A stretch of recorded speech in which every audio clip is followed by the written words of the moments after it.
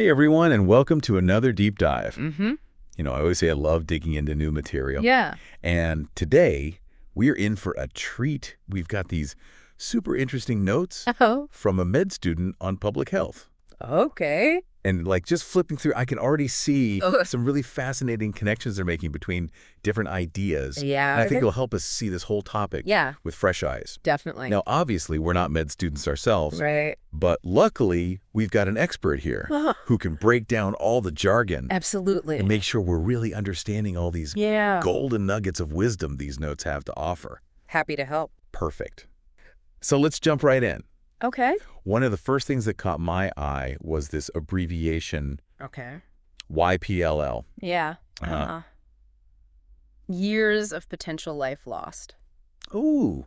It's a pretty, Okay. it's a significant metric in public health. Okay. It's, it kind of moves beyond just counting deaths. Right. And it tries to measure the impact of a disease Okay. by looking at how many years of life are lost Okay. prematurely. I see. So, That makes sense. yeah, it puts a different spin on things. So a disease that primarily affects younger people would have a much higher YPLL Right, exactly. than something that affects primarily older folks. Yeah, so it kind of highlights, Yeah. which diseases are really impacting a population in terms of cutting life short. Okay. Yeah.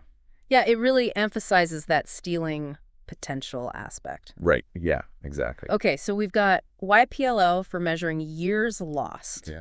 And then the notes also talk about morbidity indicators, Mm-hmm. which I think gives us a different angle on this whole health challenge thing. Yeah. So morbidity is really about... Morbidity is about illness. Okay. So it's not necessarily death. Right. But it's So a burden of disease. So how widespread a disease is. How widespread, how it impacts people's lives. Got it.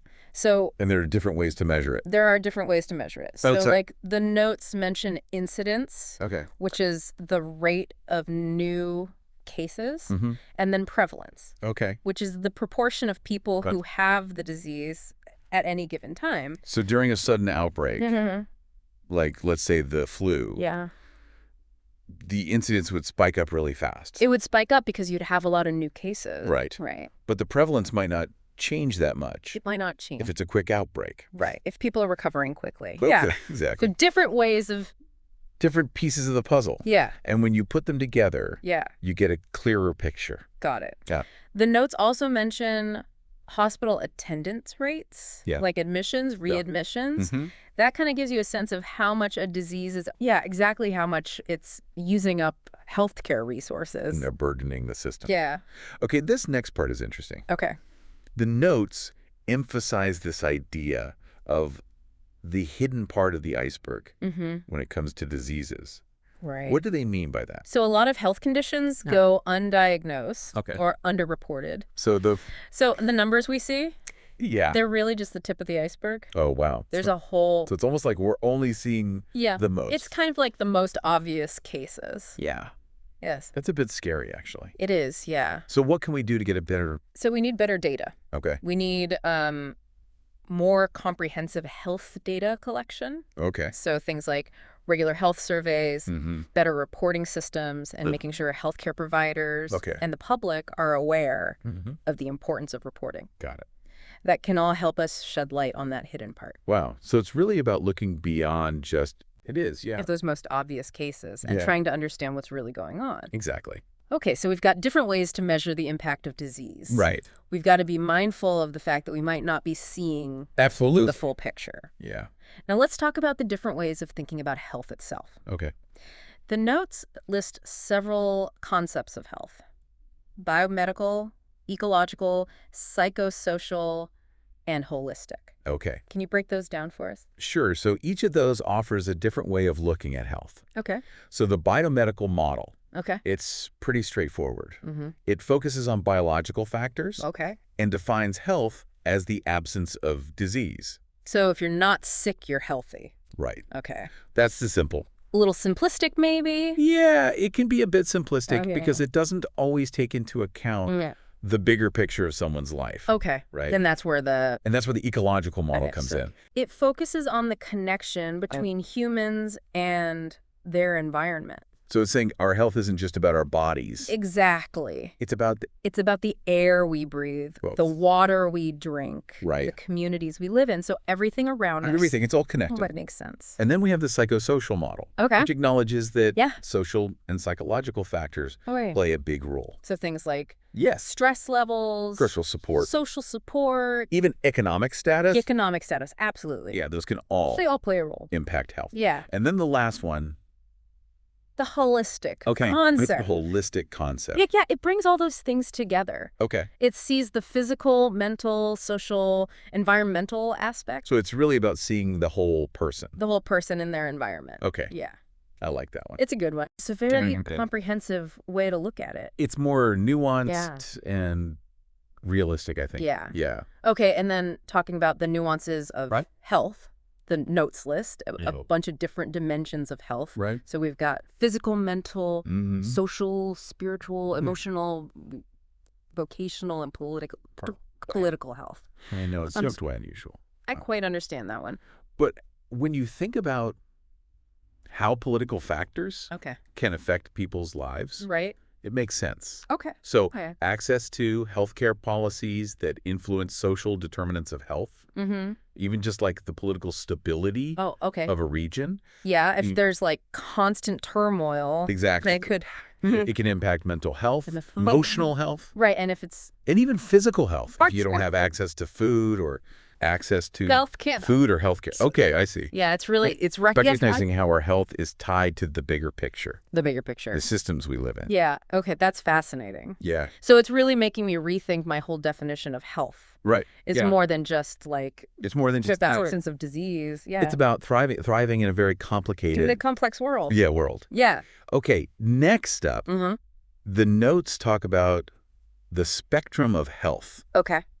What does it mean for health to be on a spectrum? So it's a way of visualizing how health is always changing. So instead of just thinking of health and illness as like two separate boxes, we think of it as a gradual transition between the two. So it's not just like you're healthy or you're sick. Right. It's more like a range. A range, yeah. And we're constantly moving along it. Exactly. Okay. Yeah, we're never just fixed in one spot. So it's like a sliding scale. Yeah.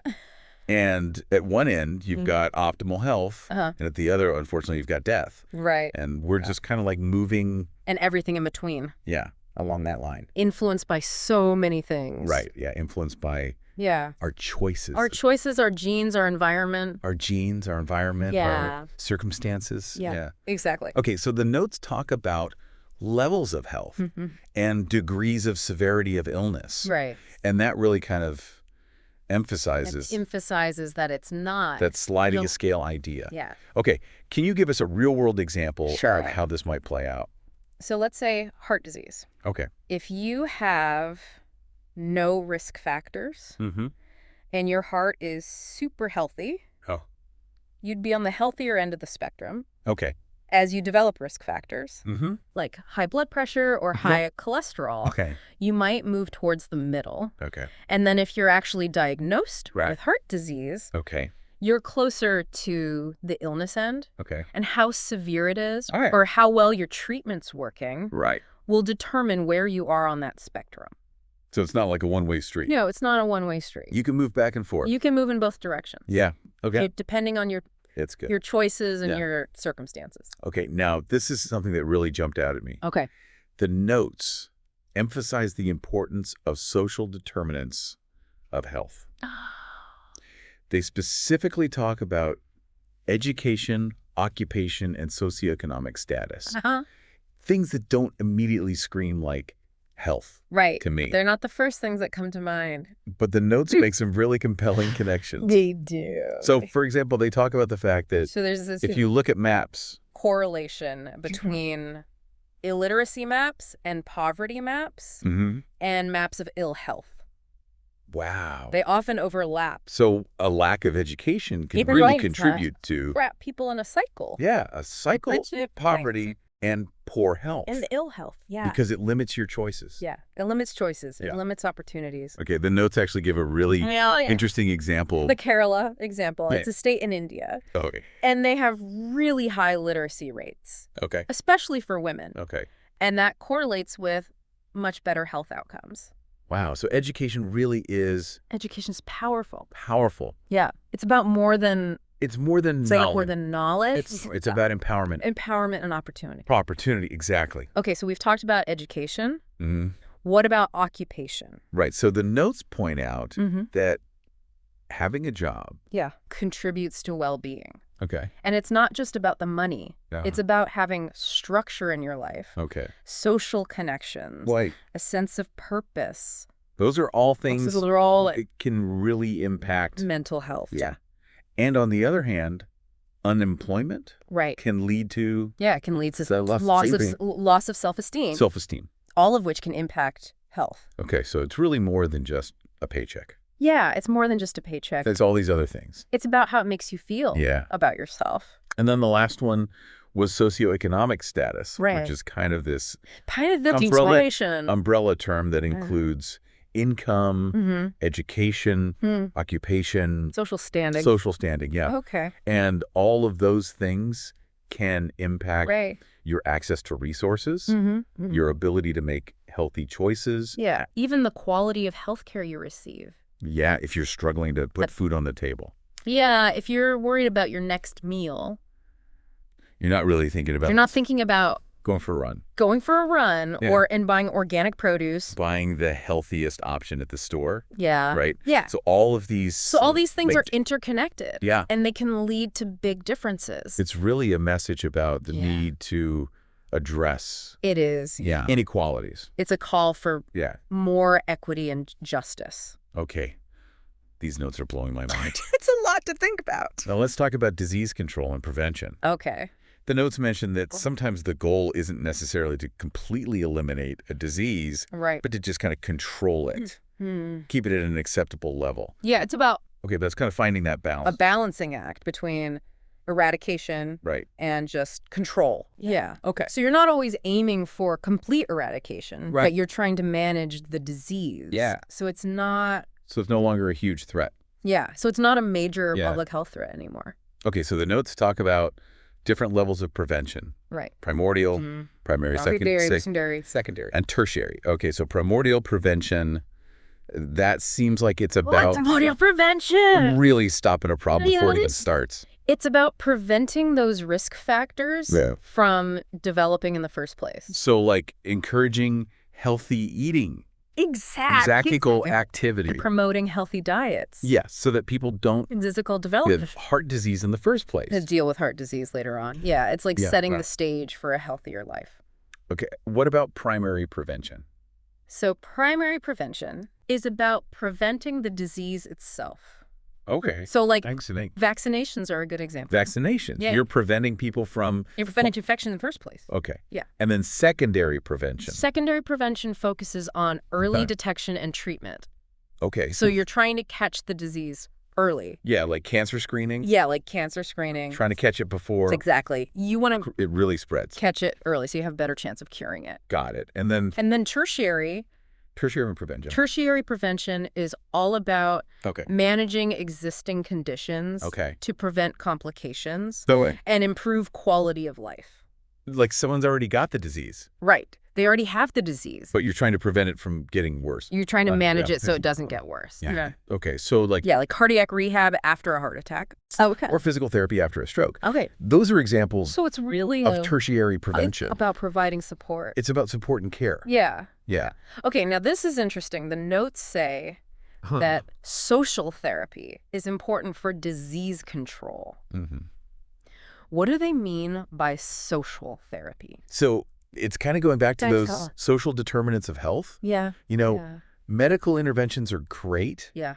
But they're not the whole story. Okay. We also need to address the social and economic factors that contribute to poor health. So like poverty, lack of education, inadequate housing. Yeah, all these things can really make people more vulnerable to disease. Impact people's health. Yeah. Correct. So it's about recognizing... So it's really a more holistic approach. The more holistic approach. Yeah, like you can't just look at someone's individual choice. You can't isolate the individual from their environment. The environment, the context. And that context matters. Yeah. Okay, that's powerful. It is, yeah. So it's really about creating a healthier world. It is, by addressing inequalities. Where everyone has the opportunity to be healthy. Okay, these notes are so thought-provoking. They really are. It's amazing how these seemingly simple ideas are actually so complex. Yeah, they're more nuanced than they seem at first glance. And interconnected. They're all connected, yeah. Okay, let's keep going. Yeah. I'm really curious to see what else these notes have in store. Let's do it. Okay. All right, moving on. The notes differentiate between monitoring and surveillance. Those two terms always kind of blur together in my mind. Yeah, they sound pretty similar. Is there? But there's a subtle distinction. Okay, so what's the difference? So monitoring... It's more about tracking changes in environmental or health factors over time. Okay, so it's kind of like keeping an eye on... Yeah, and like watching for patterns. Yeah. So you might be monitoring air pollution levels or childhood obesity rates. So just kind of observing... Yeah, just observing it. Detecting shifts. Detecting shifts. Okay, what about surveillance? Surveillance is more focused. It's about continuous scrutiny of disease patterns and what causes them. So it's really trying to... You're trying to catch things early. Catch things early. Okay. Yeah, so surveillance systems, they're designed to pick up on unusual patterns that might signal like an outbreak or a change in how common a disease is. So it's kind of like a public health radar. Yeah, it's like having a radar... That's constantly scanning for threats. Yeah, scanning the horizon. Yeah, exactly. Okay, so monitoring is kind of observing and surveillance is actively searching. Exactly. It's about being proactive. Okay. And ready to respond quickly. So, like, the notes give an example of conducting surveillance. You might do so if they detect measles outbreak. Exactly. Okay. You might monitor influenza cases. Okay. To predict potential epidemics. Wow. Okay, so even though those two words sound very similar, they actually represent two different approaches. They do, yeah. They reflect different ways of thinking about public health. Yeah, that's interesting. Okay. Yeah, it's all about using the right tools. Yeah, using the right tool. And the right strategies. Yeah, for the right situation. For the situation you're facing. Okay, now let's talk about disease elimination and eradication. Okay. These notes highlight the fact that India has eliminated 4 diseases. Wow, that's impressive. And that smallpox has been eradicated worldwide. Yeah, it's a huge accomplishment. It's amazing what public health can achieve. It really is, yeah. So what's the difference between elimination and eradication? So elimination means getting rid of a disease. In a specific geographic area. Okay. Eradication means it's gone globally. So it's completely gone. It's completely wiped out. Okay, wow. So India has eliminated 4. Yeah. But smallpox is the only one that's been... The only one that's been completely eradicated. Eradicated worldwide. Yeah. So eradication's a pretty big... It's a big deal. It takes a lot of effort. Yeah. And global cooperation. It's a global effort. Yeah. Okay. And what about those diseases that are being targeted for future elimination? So in India... The notes mention a few. Yeah, they're working on polio. Okay. Kala-azar and lymphatic filariasis. Okay. And then globally... Globally, there are efforts focused on polio, measles, and guinea worm. So we'll add those to the list. Yeah, add those to the list of successes. Okay. Yeah. Now, the notes introduce this idea of sentinel surveillance, which they describe as a way to identify missing cases. Okay. I'm not quite sure I follow. So it's a way of using data from specific sites or populations to kind of estimate how common a disease is a larger area. So it's like a smaller sample. Yeah, it's like a smaller sample. Okay. It gives you a glimpse into the bigger picture. Can you give us an example? Sure. So imagine you're tracking influenza cases in a few clinics across a region by monitoring trends in those clinics. Okay. Public health officials can get a sense of how influenza is spreading, even if not every case is reported. So it's like extrapolating? It is from a smaller sample. Yeah. Okay, so it's kind of a shortcut. It's a shortcut. But it can still give you... Yeah, it can still give you valuable information. Valuable information. Yeah. Okay, now let's talk about the agents of disease. Okay. The notes list a whole bunch. Yeah. Everything from bacteria and viruses to poverty and unhealthy lifestyles. It seems like a pretty broad definition. It is a broad definition. And it reflects the fact that disease is usually caused by a lot of different factors. Okay, so it's not just about like one germ. It's not just one germ. It's about a combination of things. The whole context? Yeah, the context is important. Okay. So the notes talk about biological agents. Okay. Like bacteria, viruses, parasites. So those are the ones that directly... Those are the ones that cause infections. Yeah, directly cause infections. Okay, and then there's environmental agents. Right, environmental agents include things like pollution, radiation toxins, things in the environment. It's not just about the germs themselves. It's about the environment. The environment can either help us or hurt us. Support or harm our health. Yeah, we're part of this bigger ecosystem. Right, And then there's the social agents. And then the social agents... which we've talked about a bit. Yeah, we talked about those. Like poverty. Poverty, lack of education, unhealthy lifestyle. All those things can... all of this... can make us more susceptible. Yeah. So it's really about seeing... it's about seeing... the bigger picture. The whole picture. Okay, so we've got these different agents of disease. Now, the notes talk about the epidemiological triangle. Okay. Which is kind of a central concept. Yeah, it's a way of visualizing... visualizing how disease develops. Yeah, how disease develops. Okay. So it's a triangle. Okay. And it represents the interaction between three things. Okay. The agent, the host, and the environment. Okay, so the agent is what causes the disease. The agent is what causes the disease. The agent is what causes the disease. The host is the person who gets sick. The host is the person. And the environment is? The environment is the setting. Okay. Where it all happens. So if we can change any of those things, right, if we can potentially disrupt that triangle. We can prevent disease. Chain of infection. Exactly. Okay. Yeah. So that's where public health. That's where public health comes in. Interventions come in. Yeah, we can target the agent. Right. By developing vaccines. Vaccinations. Or antiviral drugs. Or we could target the host. We could target the host by encouraging healthy behaviors. Yeah, encouraging healthy behaviors. Covering coughs. Yeah. Or we could target the environment. Yeah. By improving sanitation. Okay, so it's kind of like... it's like a strategic game. Trying to outsmart the disease. Yeah. Yeah, we're trying to find its weaknesses. Its weak spots. And exploit them. Yeah. Okay, I like that analogy. It's a good analogy. Okay, now the notes talk about different types of studies that are used to investigate disease. Right. First up are case control studies. What's the basic idea behind a case control study? So case control studies, they compare two groups of people. Okay. People who have the disease and people who don't. Okay, and you're looking for... and you're trying to figure out what might have caused the disease in the group that has it. So you're looking for differences in their past. You're looking for differences. Yeah. Yeah. That might explain why one group got sick? Yeah, why one group got sick and the other didn't. Okay. So... and they're retrospective. They're retrospective. Meaning they start with the outcome. Yeah, they start with the outcome and look back in time. Okay. Yeah. The notes mention...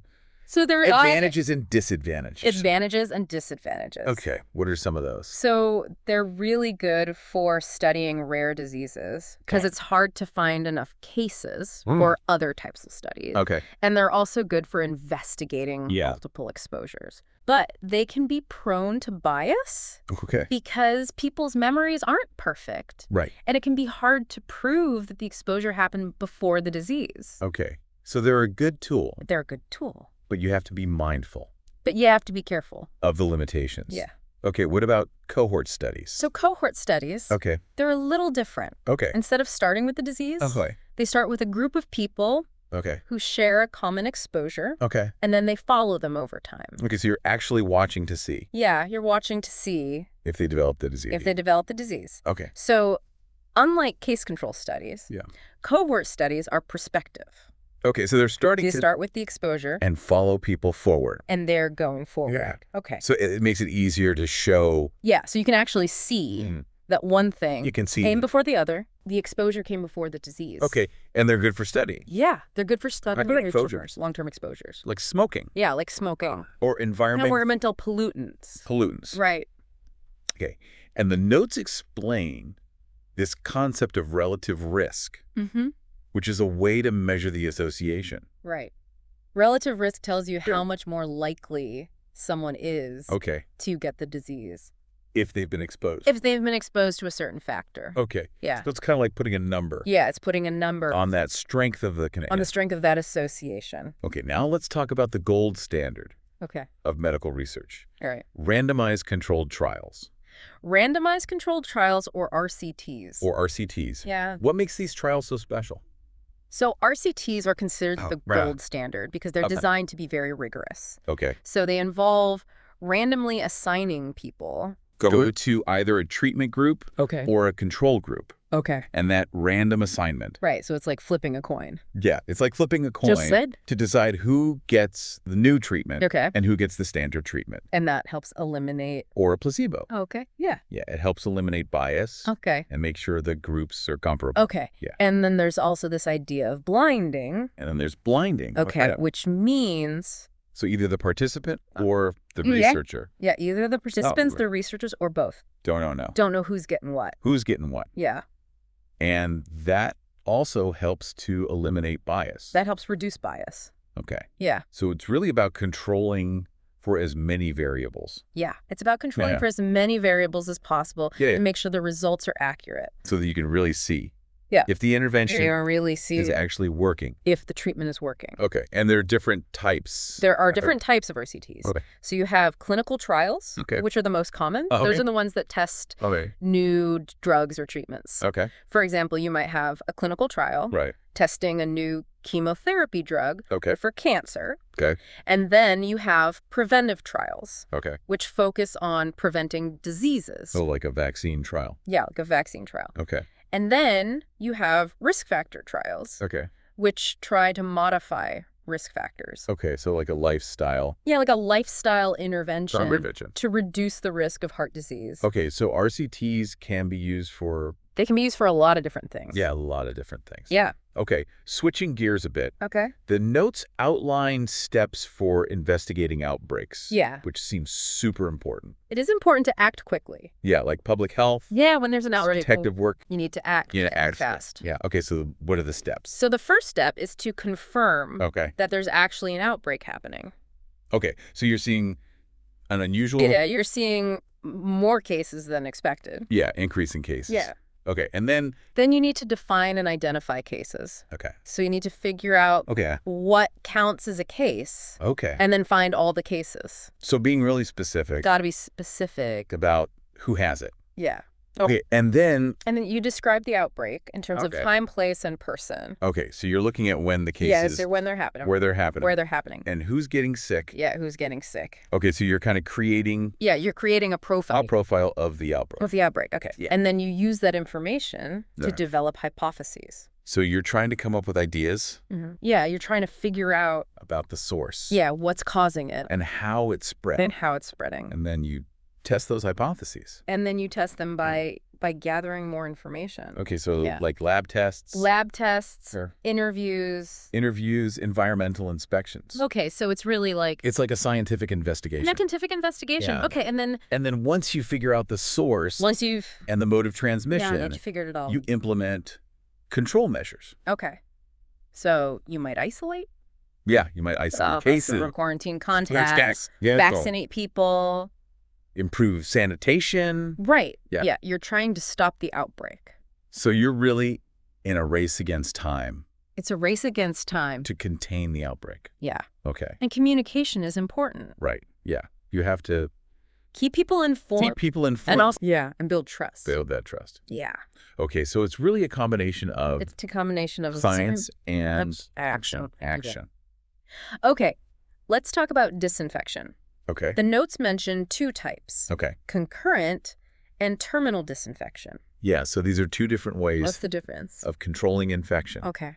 Concurrent disinfection happens while the patient is still sick. Okay. So you're constantly cleaning and disinfecting to prevent those germs from spreading. So it's kind of like you're constantly on guard. On guard. Yeah. Okay. And then terminal disinfection. Terminal disinfection happens after the patient's gone. Okay. So it's the final cleaning. So it's like the final cleanup? Yeah, the final cleanup to make sure everything's safe. Okay, so they both involve killing germs. Yeah, they both involve killing germs. They happen at different times. At different times. Okay. And common methods include things like bleach. Yeah. Bleach. UV light. Heat. Yeah, all sorts of things. Okay, so it's really about using whatever tools we have. Yeah, it's about using those microscopic threats. For the job. Okay. Yeah. Now let's talk about immunization. Okay.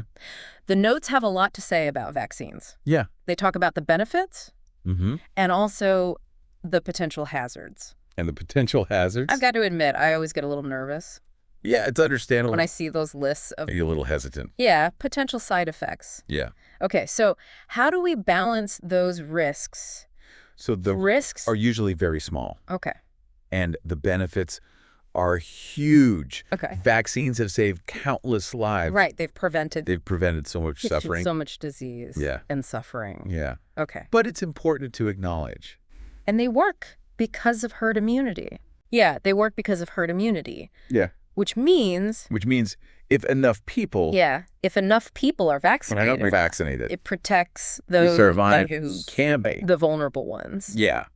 Okay, but what about those potential hazards? Right. So there are some situations where vaccines shouldn't be given. Okay, So, for example, if someone's had a really bad reaction to a vaccine in the past, they shouldn't get it again. Yeah, and people with certain immune deficiencies or severe illnesses might need to avoid certain vaccines. Okay, so it really is a case-by-case basis. The basis. Yeah. Okay. Doctors need to carefully assess each person. Right. Yeah. To make sure it's safe. To make sure it's safe for them. And if there are any side effects, it's important to report them. So we can investigate them. So they can be investigated. Okay, and the notes also talk about coincidental events. Yeah, coincidental events. Okay. Which means something might happen around the same time as vaccination. Okay. But it wasn't actually caused by the vaccine. So it's just a coincidence? Yeah, it's just a coincidence. Okay, so it's not necessarily. It's not always a cause and effect. Cause and effect. Exactly. Okay, and it's important to investigate. Yeah, it's important to investigate. To figure out what's really going on. Yeah, to make sure vaccines are safe. Okay, so vaccine safety is something that's... Yeah, it's an ongoing process. Constantly being monitored. We're always monitoring and improving. Okay, now let's talk about vector control. Okay. The notes specifically mention flies and rodents. Yeah. Now, those might seem like just annoying pests. Right. They're annoying. Yeah, but why are they such a big deal? But they can be dangerous. They can spread diseases. Okay. So flies can contaminate food and water and spread things like cholera. Okay. Rodents can carry fleas that transmit plague. Wow. Okay. So they're not just more than just a nuisance. Yeah. They can really impact our health. They can really impact our health. Okay. So how do we control these vectors? So the notes talk about environmental sanitation. Okay. So getting rid of breeding sites. Like standing water and garbage. Okay. So making the environment. Yeah, making the environment less hospitable. Less appealing. Okay. And then... Yeah, and then there are things like insecticides. And rodenticides. Rodenticides, but those have to be used. Yeah, but you have to be careful with those. Right. Yeah. And then there's education. And education is important, too. Right. Teaching people how to... Right. Yeah, how to prevent infestations. Yeah, infestations. Yeah. Yeah. Okay. So it's really a multi-pronged approach. Yeah, multi-pronged approach. Okay, now let's talk about disease screening. Okay. Which the notes describe as a way to detect diseases early. It's all about early detection. Okay. Yeah. So how do screening tests work? So screening tests are used to identify people who might have a disease, but don't have any symptoms yet. Okay, so it's kind of like a... Yeah, it's like a checkup. To see if there's anything... Looking beneath the surface. Those hidden problems. Yeah. Okay, but it's important to remember that... Right, a screening test. Screening test? It's not a diagnosis. Okay. It just means you need more tests. So like a first step. It's like a first step. Okay. And the notes talk about sensitivity and specificity. Which those are measures of how accurate a test is. Okay. So sensitivity means how good the test is. So how good it is at finding people? At finding people who actually have the disease. Okay. And specificity means how good the test is at ruling out people who don't have the disease. So you want a test that's both sensitive. Ideally, you want a test that's both sensitive and specific. Yes. So you're catching the true cases. Yeah. Catching the true cases. Without worrying. The people who are healthy. The healthy people. Yeah. Okay. So it's really about understanding how reliable the test is. How reliable the test is. Okay. And then the notes go on to discuss nutrition and food safety. Right. Which are really important for both individuals and a community of good health. Yeah. Okay. So what are some key takeaways? So the notes emphasize the importance of balanced nutrition. Okay. Eating a variety of foods. from different food groups. And they talk about then they talk about nutritional deficiencies. Nutritional deficiencies. Like vitamin A deficiency, which can cause vision problems, and iron deficiency anemia. Okay, which can cause fatigue. Which can cause fatigue and weakness. Like those are often linked. Linked to poverty. Right. And lack of access to nutritious food. Yeah, so it goes back to those social determinants of health. Social determinants. Exactly. Okay. And then they talk about food safety. Food safety, which is a big one. Yeah, food poisoning is nothing to mess with. Yeah, no kidding. Okay, so the notes explain how food can get contaminated. Yeah, they talk about contamination. At different points. At different stages. Yeah. From production to processing. Right, from the farm to the preparation. Yeah. The table, basically. Yeah. And they discuss different types of food poisoning. Yeah, they talk about different types of bacteria. Okay. Viruses, parasites, and toxins. Lots of different culprits. So many things can go wrong. Yeah. It's a reminder to be really mindful. Be careful. Yeah, about food safety practices. Yeah. Like washing our hands. Washing your hands. Cooking food thoroughly. Storing it properly. Storing properly. Yeah. Okay, those are the basics. Those are the basics. But they're so important. The notes also mention food adulteration. Oh, yeah, food adulteration. Which sounds kind of scary. It's basically food fraud. Okay. So it's intentionally... Just contaminating or mislabeling food. Yeah, like messing with our food. Yeah, to make more money. Okay. So they might add harmful substances. Right. Or substitute cheaper ingredients. Okay. Or they might just lie about what's in the food. What you're getting. Yeah. Okay, that's really scary. It is scary. Okay. So we need regulations. Yeah. Regulations and enforcement to protect us. To protect consumers.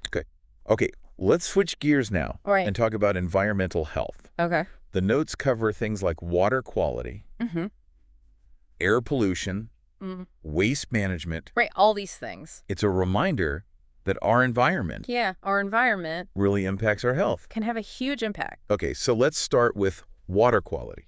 Okay, so water quality, contaminated water can spread a lot of diseases. Right. Cholera, typhoid fever, diarrheal diseases, parasitic infections. So we need safe water sources. We need safe water. Sanitation hygiene. Okay, and they also talk about... And they talk about treating water. Treating water. To make sure it's safe. Yeah. Filtration, chlorination. Okay, what about air pollution? So air pollution, it can damage our lungs, our hearts. So things like particulate matter, ozone, nitrogen dioxide.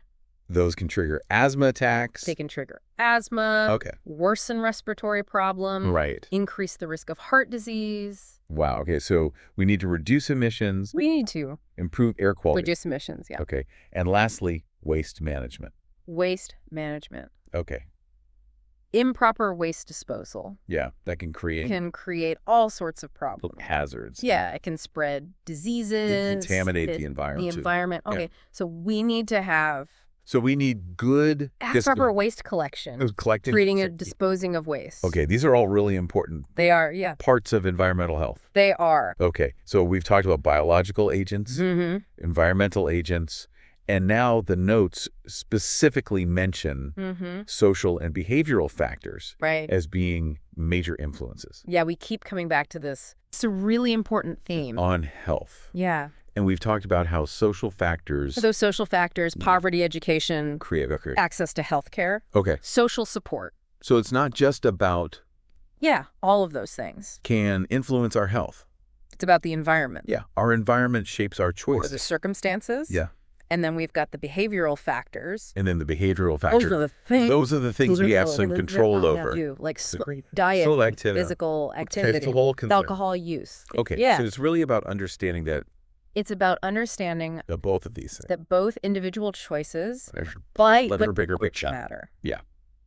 Okay, now the notes are full of references to different sources of health information. Right, they talk about... Census data. Hospital records. Disease registry. Surveillance systems. It's amazing how we get all this information. Yeah, we get information about a community's health. From all these different places. Yeah. So why is it so important? It's important. To have accurate and reliable... To have good information. Yeah, because we use it to make decisions. So we need to know. So we need to know what's really happening in terms of health. So we can figure out what to do about it. Okay, so like the notes say census data. Census data tells us. This can give us a snapshot. About the population? Yeah, the population. Yeah. Hospital records give us information about. Hospital records tell about you. causes of death. Specific illness. Disease registries track. Disease registries track specific diseases. Specific diseases. Yeah.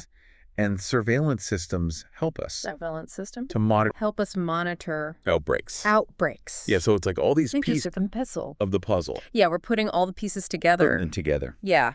To get the full picture. And the notes emphasize the importance of the information. The quality of that information. It needs to be good quality. It needs to be accurate. It needs to be accurate. That needs to be up to date. Up to date, and it needs to be accessible. Accessible. Yeah, people need to be able to use it. Okay, let's talk about health planning. Okay. And management. Health planning and management. Yeah, which the notes describe it's all about as being really important. Making sure our interventions are effective. Okay. Yeah. So how do we plan? And evaluate these programs? First, you assess needs. Okay. So you figure out. So you're figuring out what the problems are. What the problems are. Yeah. Who's affected? Who's being impacted. And what resources you have. Then you set goals. So what are you? Yeah, what are you trying to achieve? Trying to accomplish? Yeah. Okay. Then you develop strategies. So how are you going to? Yeah. How are you going to get there? Yeah. And that involves choosing interventions that are based on evidence. So you're not just guessing. You're actually looking at the research. The research. Yeah. Then you allocate resources. So you're figuring out the money. On the staff. The staff, the equipment. Equipment time. Everything you need. Okay. And then you implement the program. Yeah, you put it into action. Yeah. And you monitor it. Yeah, so you're walking making sure it's working. Making sure it's working. Yeah. And then you evaluate it.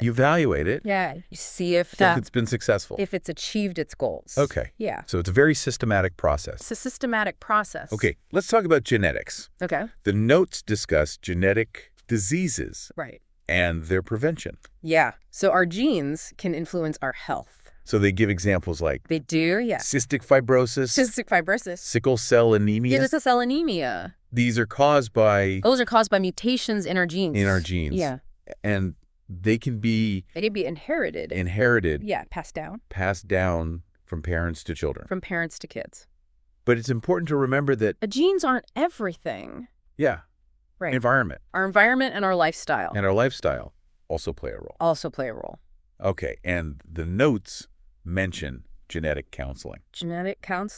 Which can help people understand. Yeah, it helps people understand. Their risk. Okay. Yeah. So if someone has a family history. Yeah, if you have a family history. Of a disease. Of the genetic disease. You can talk to a genetic counselor. Talk to a counselor. Yeah. Okay. And they can help you understand your options. Okay, now let's delve into health statistics. Health statistics. And demography. Okay. Yeah. Why are these important? So health statistics. Okay. They give us numbers. So they're giving us numbers about health. About health and disease. Okay. In populations. Okay. So we can track things like birth rates. Death rates, disease incidence, it's very prevalent. And prevalence. You're using numbers. Yeah, we're using numbers. To tell a story about health. Okay, right? And then demography? Demography looks at the characteristics of populations. Okay, so age, gender, race, ethnicity, socioeconomic status. Yeah. And those demographic trends can impact health. Yeah. So, for example, if a population is aging. Yeah, if a population is aging. We're going to see more. You're going to see more. Health-related diseases. Yeah. Okay. And the notes also mention some basic statistical concepts. Okay. Like measures of central tendency and measures of dispersion. Okay. Don't worry too much about the technical details. I don't remember all those terms.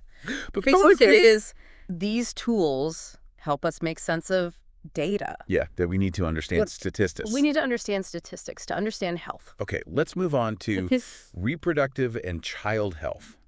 Reproductive and child health. Which the notes emphasize. Yeah. Are really important. Important area of public health. Okay, so why is this area? So it's all about ensuring healthy beginnings for individuals and families. Okay, so it's about supporting families. Yeah, it's about supporting families. And giving your kids get a healthy start. A healthy start. Yeah. Okay, So the notes talk about... And they discuss... Family planning. Safe motherhood. Right. Child nutrition. Okay. Immunization. So all those things that contribute to a health are crucial for a healthy start. Okay. And they also emphasize the importance... And they emphasize... Prenatal care. Prenatal care. Skilled birth attendants. Postnatal care. Postnatal care. Okay, so it's not just about... It's not just about the delivery. The birth itself. It's about the entire journey. And they also discuss... And they talk about... Common childhood illnesses. Like diarrhea. Yeah, diarrhea. Respiratory infections. And they highlight preventative measures. Yeah, things like breastfeeding. Immunization. It's good hygiene. Hygiene can make a big difference. Okay, and then the notes touch on mental health. Mental health. Which is something we don't always it's often talk about enough. Yeah. But it's so important. It's really important. Okay, so why is mental health such a big deal? So mental health is part of overall health. Okay. You know, you can't... We can't just focus on... Physical health. Right. Mental health matters too. And they talk about mental disorders. Common mental disorders like depression, anxiety, substance use disorders. Those can really impact people's lives. Yeah. Okay. So we need to... And they emphasize the need to... reduce stigma. Yeah. Reduce the stigma. Increase awareness. And improve access. And make sure people can get help. Yeah. Make sure people can get the help they need. Okay, so it's really about... It's about normalizing conversations about mental health. Those conversations. Yeah. Making it easier. To talk about it. For people to talk about it. And to seek help. And to get help. Yeah. Okay, now let's talk about communicable diseases. Basically infectious diseases. Yeah, the infectious diseases. Right. Those are the ones that can spread. Those are the ones. From person to person. That can spread. Okay. Yeah. And the notes go into a lot of detail. They do. They go into a lot of detail. Yeah, all the different... Yeah, they cover bacteria, viruses, parasites, viruses, fungi. Yeah. They talk about how they're transmitted. Okay. What diseases they cause. Right. And how we can prevent and control them. So it's really about understanding how these diseases spread. How they spread. So that we can stop them. And they use the epidemiological triangle. Right. They use that triangle to show how those three factors interact. So, for example, with HIV. Yeah, with HIV. The agent is the virus. Right. The agent is the virus. But whether someone gets infected... A person's behavior? Yeah, depends on... Unprotected sex. They're sharing needles. Okay. That influences their risk. Okay. And then the environment. Okay. Things like social norms. Okay. Access to health care. Yeah, all these things can play a role. How the virus spreads. Yeah. Okay, so it's a really complex web of factors. Yeah. Okay, and the notes highlight... And they highlight... Public health interventions. Important interventions. Like vaccination. Which has been hugely successful. Huge success. Yeah. Sanitation. Vector control. Health education. Okay, all these things working together. Are important. Yeah. Okay, now let's talk about the other side of the coin. Right. Non-communicable diseases. Okay, or NCDs. These are the ones that aren't infectious. Right. These are the chronic diseases. Right. These are the ones that are becoming more and more common. They are becoming more common, sadly. Okay, so what are some examples of NCDs? So heart disease. Okay. Cancer, diabetes. Okay. Chronic respiratory diseases. Those are some of the big ones. Yeah. Okay. And they're caused by? The combination of factors. Genetics, environment. Lifestyle. Yeah, lifestyle. So we can't just blame our genes. I can't just blame our genes. Right, we have some control over it. Over this. Yeah. Okay. So they talk about modifiable risk factors. Those modifiable risk factors. Yeah. Okay, so these are the things. Those are the things we can change. Okay, so diet, physical activity, smoking, alcohol use. Those are the big ones. Okay. So the message here is... Yeah, the message is... You need to take... a proactive approach to our health. Yeah. Okay, so we can prevent these diseases. I can prevent them. And if we do develop them... we can manage them effectively. Okay, and the notes mention... And they talk about screening. And management as being important tools. Yeah, important tools. Okay. And public health can help. And public health can create a supportive environment. Yeah. Yeah. Okay, now these notes mentioned a lot of different national health programs in India. They do. What role do these programs play? So India has a lot of public health challenges. Okay. And these programs are designed to address those challenges. Okay, so they're really targeted efforts to address specific problems. Yeah. So, for example, they have, then they give examples, the National Malaria Control Program. Okay. The National Tuberculosis Elimination Program. Okay. The Integrated Child Development Services Scheme. So lots of different programs. Just lots of programs. Yeah. And what makes these programs successful? So collaboration is key. Okay. You need different groups working together. Okay, so government. Yeah. Healthcare providers. Healthcare providers. Community organizations. Community organizations. All working together. All working together. Okay, and community participation. Yeah. Community participation is important. Yeah. You need to involve the people. You need to involve the people. You're trying to help. Yeah, that's so important. And then sustainable funding. Okay. You got to have the money. You're going to have the money to make it work. To make it work. Yeah. Okay, and last but not least, let's talk about health education and promotion. Health education and promotion. Okay. It's all about... How does education fit into all of this? Empowering people. Okay. To make healthy choices. Okay. Yeah.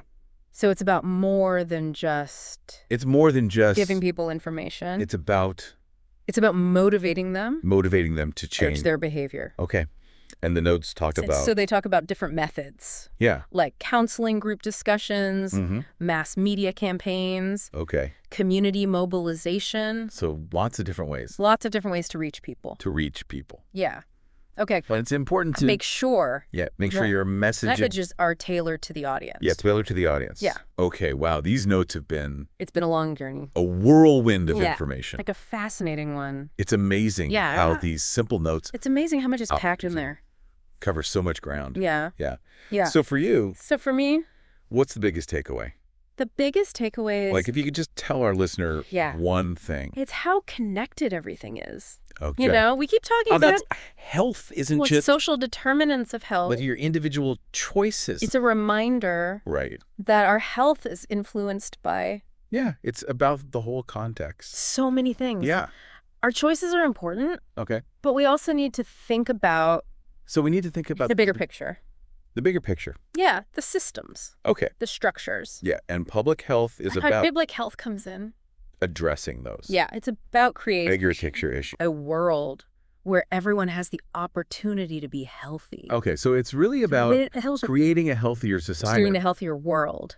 Yeah, not just treating individual patients. It's about prevention. Okay. It's about addressing the root causes. Yeah, and these notes are like... More than just notes. A blueprint. Yeah. They're a blueprint. For a healthier society. Yeah, I love that. Yeah. So for our listener... So for our listeners out there... Yeah, hopefully this has been... a springboard. A springboard for thinking about your own health. Yeah, to think about their own health and how they can... And how you can create... That's what you call your world. A healthier world. Yeah. Okay, well... It's been a pleasure. Thank you so much. Talking about this today. For being our guide. Yeah. On this deep dive. My pleasure. It's been truly fascinating. Yeah, thanks for listening, everyone. And to our listeners, thank you for joining us. Keep learning, keep asking questions. Keep exploring. And keep striving. And until next time. To create a healthier world. Stay curious.